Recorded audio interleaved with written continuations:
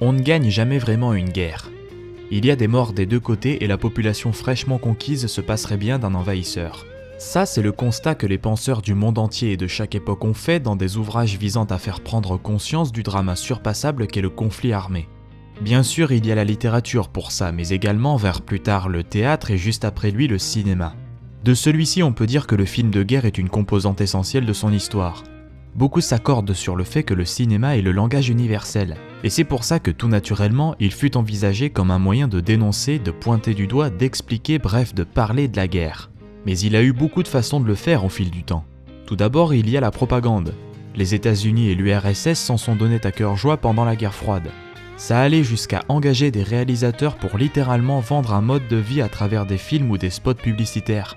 De chaque côté de la barrière, dans les documentaires ou des fictions moralisatrices, on vantait les mérites du communisme ou du capitalisme en montrant des gens heureux d'être dans leur pays et de se soumettre à la doctrine nationale tout en caricaturant l'ennemi qui avait, on le sait tous, tort de ne pas embrasser les idéaux de la patrie.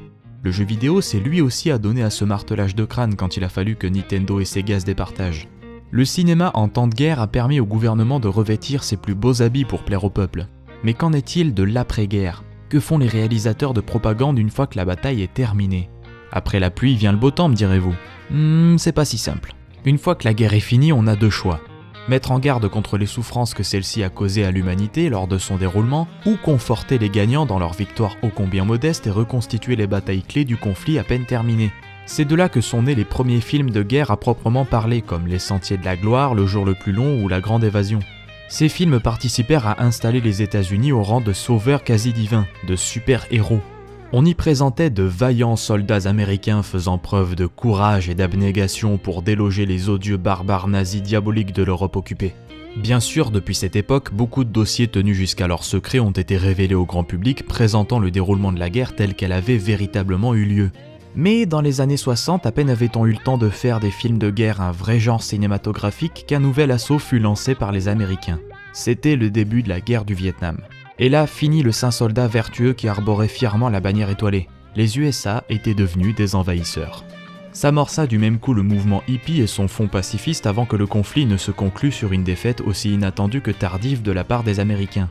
Maintenant destitués de leur place de mal dominant idéologique, le cinéma se teinta alors d'un cynisme presque sarcastique envers le pays de la liberté.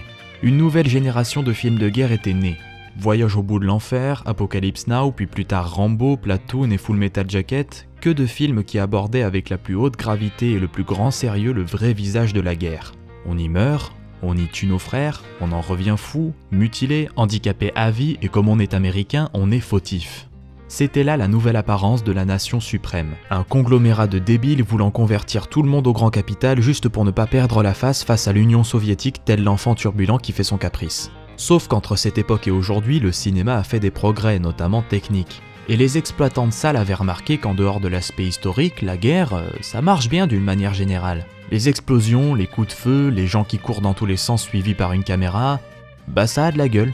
Maintenant, le film de guerre, plus qu'un devoir de mémoire, est un genre extrêmement vendeur de par ses codes communs avec le film d'action. Le traumatisme du Vietnam s'est estompé, la guerre mondiale c'est bien loin, et grâce au numérique, on peut faire exploser un bateau entier sans qu'il n'y ait ni d'explosion ni de bateau. Les nazis et les communistes sont devenus des méchants de bas étage et jusqu'à la fin des années 2000 et même début 2010, on joue sans complexe avec leur image pour faire des films d'action qui mettent en scène une guerre sans gravité, plus fun que fratricide comme dans Iron Sky ou Inglourious Basterds. Il existe encore des films de guerre qui se prennent très au sérieux comme Dunkirk de Christopher Nolan, mais ceux-là se font rares. J'ai parlé de Star Wars dans mon épisode précédent, mais ce que j'ai oublié de vous dire, c'est qu'il fait partie des films qui ont rendu la guerre divertissante à regarder. C'est limite devenu cool. On peut dès lors dire que la guerre au cinéma change en fonction de la guerre dans le monde réel. Avant, on n'en parle pas, pendant, on la vend, et après, on la raconte. Alors aujourd'hui, ça fait vendre, mais qui sait ? Peut-être que Kim Jong-un va nous offrir un super scénario de film.